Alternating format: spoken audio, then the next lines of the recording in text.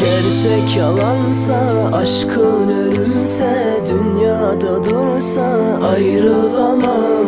Seven unutsa, kalbime kurşunlar yağsa da ayrılamam. Gerçek yalansa, aşkın ölümse, dünyada dursa ayrılamam. Seven unutsa, kalbime kurşunlar yağsa da ayrılamam. Ovadan seyratın başımdan aldı aklımı. Yakımlı yılgırşın yılı diye 4 paslımı. Geceler gündüzdür aklımda dinle sen. Gözlerim başkanı görmez bunu sen bilsen. Gündüzünü gündüşüm gecelerine ayım olup da. Hatta düşlerimde döper işten kucağıma dolmayım. Rap yat kollarımda sipayın saçlarını. Ananay gülüm sen hiç kime bermen, hiç kime dözmen kara kaşlarını. Gerçek yalansa, aşkın ölümse, dünyada dursa ayrılamam. Seven unutsa, kalbime kurşunlar yağsa da ayrılamam. Gerçek yalansa, aşkın ölümse, dünyada dursa ayrılamam. Seven unutsa, kalbime kurşunlar yağsa da ayrılamam.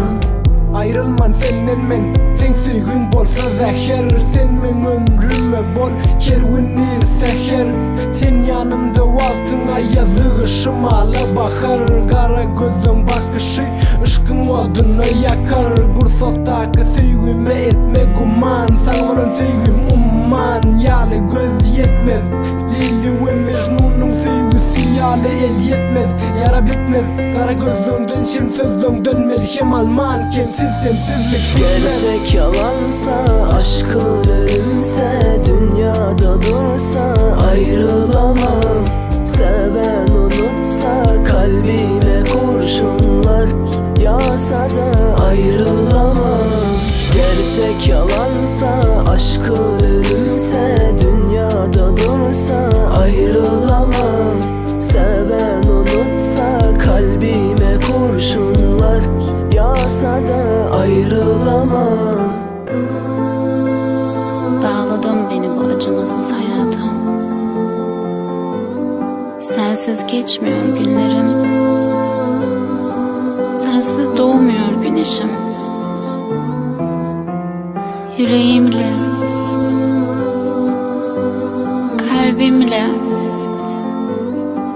ruhumla sonsuz seviyorum seni. Sonsuz. Ayrılamam ben